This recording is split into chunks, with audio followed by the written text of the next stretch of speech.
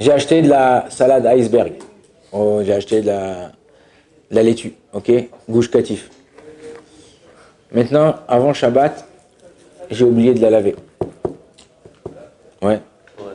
Est-ce que pendant Shabbat, j'ai le droit de la laver et de l'essorer? Ouais, vous savez que la salade, une fois que tu l'as lavée, il faut l'essorer parce que sinon tu manges de l'eau à salade. Ouais. Comme les frites et les gens. Est-ce que je peux faire ça pendant Shabbat ou j'ai pas le droit de faire pendant Shabbat?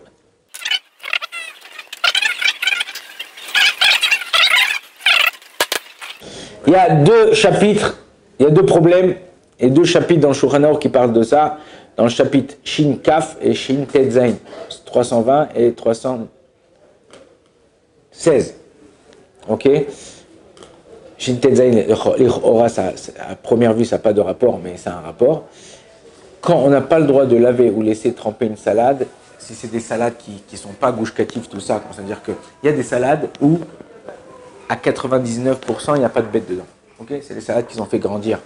Ou dans le gouche-catif, c'est-à-dire, le gouche-catif, c'est, en vérité, aujourd'hui, il n'y a plus de gouche-catif, mais c'est une façon de faire. Ils font grandir sur le sable, dans des serres. Donc, il n'y a pas toutes les bestioles qu'il y a normalement dans une salade. Ou aujourd'hui, je ne sais pas si vous savez, c'est important, et c'est une afkamina, c'est un découlement au niveau de la halacha. Aujourd'hui, ils font des salades, on en achète, il y en a de plus en plus, qui poussent dans l'eau. Ok? À quoi salade?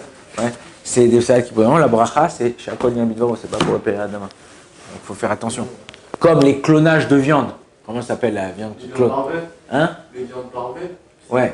En vérité, c'est pas des viandes, c'est des viandes parvées, oui, au niveau de la halacha. Mais, bon, je sais pas, aujourd'hui, c'est pas encore développé comme partout, mais ces viandes-là, faut faire attention aussi que ça veut dire c'est pas considéré comme la viande d'après la halacha.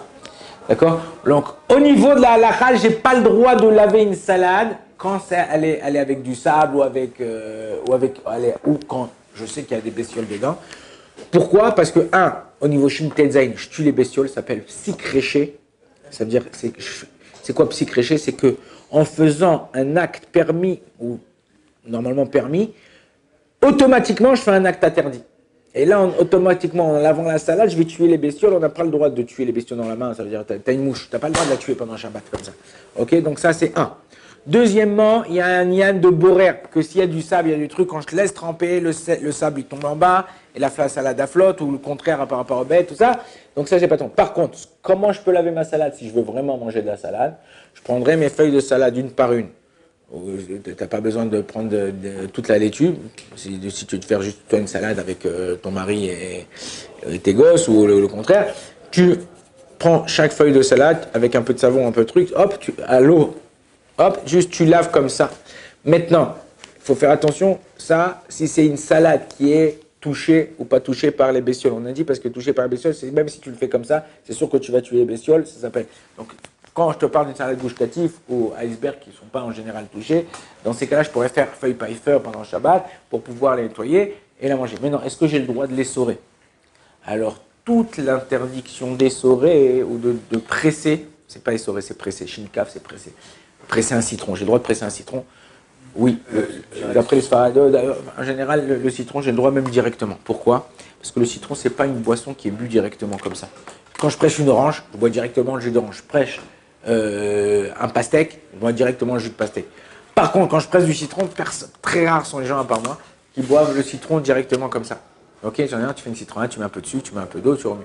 Donc le citron, c'est pas interdit. Limoniche s'appelle dans le Shulchan Aruch, il n'y a pas de problème. Mais non, lorsque j'ai par exemple un cornichon, ouais, ou j'ai une olive, et je prends cette olive, vous savez, il y a toujours elle est imbibée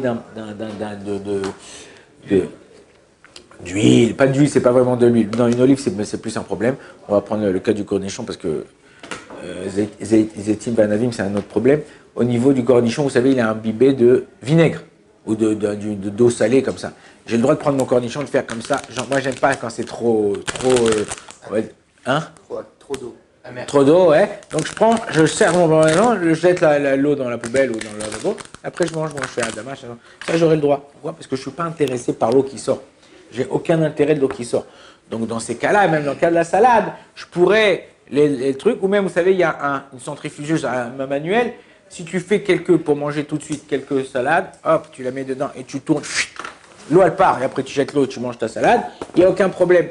Shin Kaf, dans le Mishnah Bora, Seif Katan, Kaf Dalet 24, là-bas le Mishnah Bora il dit qu'il n'y a pas de problème de essorer une salade. Baruch Adonai l'Olam, Amen, Amen.